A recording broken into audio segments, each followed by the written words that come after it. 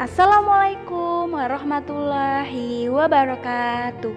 Halo anak-anak kelas 2 Brave, anak-anak yang berani, islami, inovatif, dan berkemajuan. Nah, alhamdulillah hari ini kita kembali belajar di materi tematik, yaitu pada muatan bahasa Indonesia dan PPKN. Tapi sebelum kita belajar, seperti biasa kita harus berdoa terlebih dahulu. Berdoa dimulai. Bismillahirrahmanirrahim. Raditu billahi robba wabil islami dina wabil muhammadin nabiyya wa rasulah. Rabbi zidni ilma warzuqni fahma. Amin. Nah, alhamdulillah, semoga dengan berdoa kita selalu dimudahkan oleh Allah dalam belajar. Nah, langsung saja yuk kita belajar muatan bahasa Indonesia. Tak terasa loh, kita sudah masuk di tema 4, hidup bersih dan sehat. Subtema 1, hidup bersih dan sehat di rumah. Pada muatan bahasa Indonesia, seperti biasa ketika kita masuk tema baru, kita akan menemukan kosakata baru.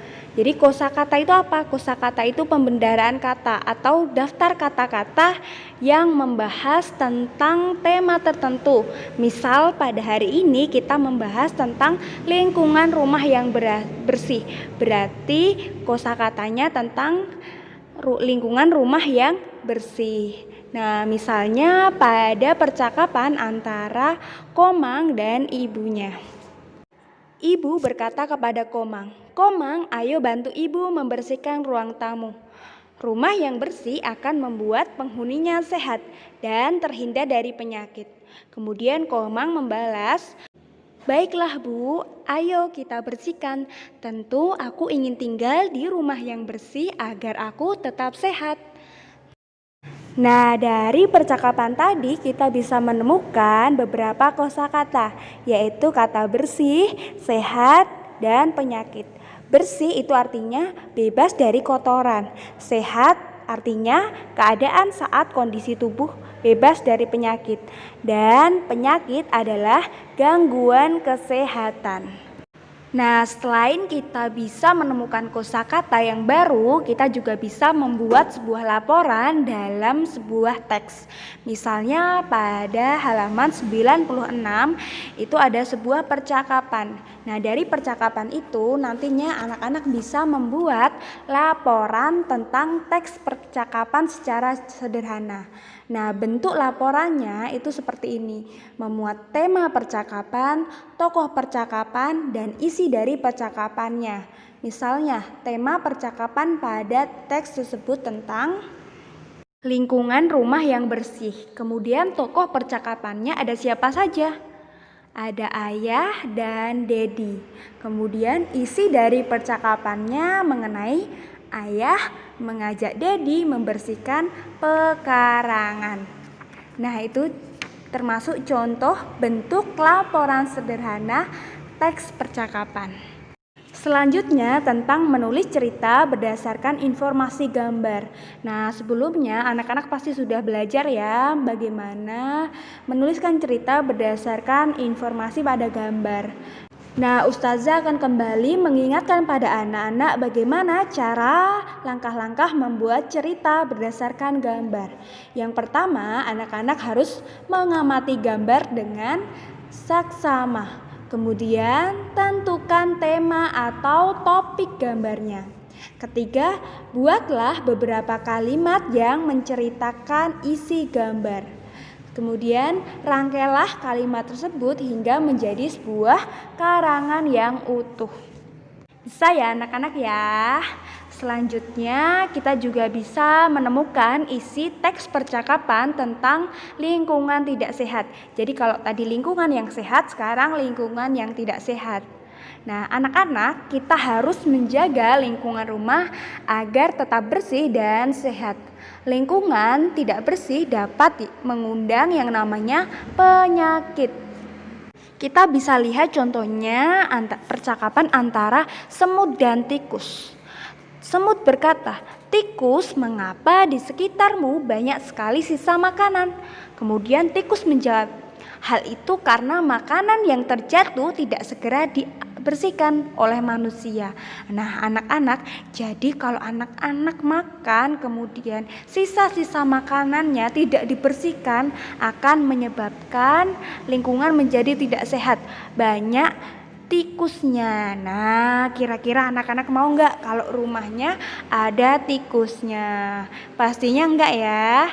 Jadi anak-anak, ketika anak-anak selesai makan, anak-anak harus membereskan tempat makannya supaya tidak banyak tikus. Nah, selanjutnya menuliskan informasi yang diperoleh dari hasil pengamatan. Tadi anak-anak kan sudah mengamati beberapa gambar ya, anak-anak. Nah, dari pengamatan gambar itu hasilnya itu bisa disajikan dalam lisan atau tertulis. Nah, jika lisan itu bentuknya adalah sebuah cerita. Kalau tertulis kita bisa membuat dengan tadi laporan sederhana. Nah, anak-anak, tadi kan anak-anak sudah mengamati beberapa gambar ya. Nah, dari gambar itu anak-anak bisa membuat sebuah laporan sederhana yang disajikan dalam bentuk karangan singkat. Tapi sebelum membuat laporan, anak-anak perlu memperhatikan gambar dengan cermat, kemudian menemukan hal-hal pokok yang ada pada gambar. Nah, hal-hal pokok tersebut itu harus berhubungan dengan peristiwa atau kegiatan pada gambar. Nah, setelah itu anak-anak mulai menyusun menjadi sebuah laporan sederhana. Selanjutnya kita masuk di muatan PPKN, kegiatan yang menunjukkan persatuan dalam keberagaman. Jadi ketika kita di rumah itu banyak sekali kegiatan yang bisa kita lakukan bersama-sama. Nah, kegiatan itu bisa loh mempererat persatuan dalam keluarga. Misalnya kegiatan yang dapat dilakukan seperti kegiatan menjaga kebersihan dan kesehatan di lingkungan rumah, seperti membantu ibu mencuci piring, membersihkan rumah bersama ayah dan ibu, kemudian berolahraga bersama ayah. Apakah anak-anak pernah melakukan kegiatan-kegiatan tersebut selama berada di rumah?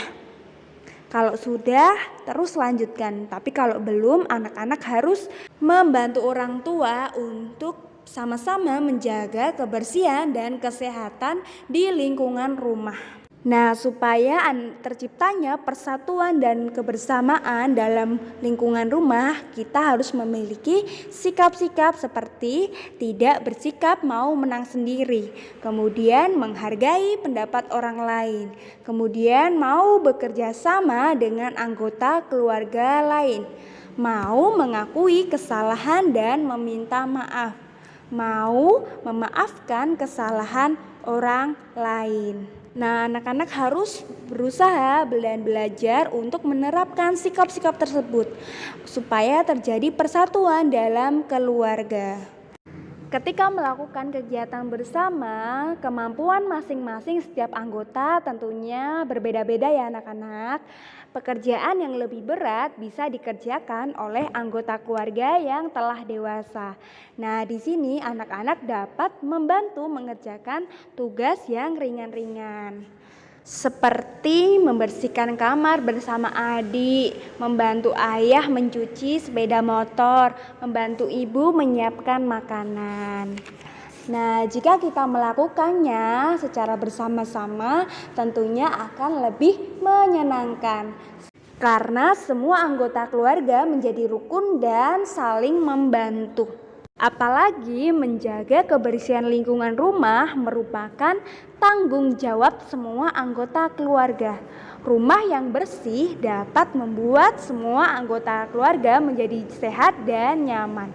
Kebersihan di rumah itu dapat terwujud jika semua anggota keluarga bersatu dan bekerja sama, tidak mengerjakan sendiri-sendiri.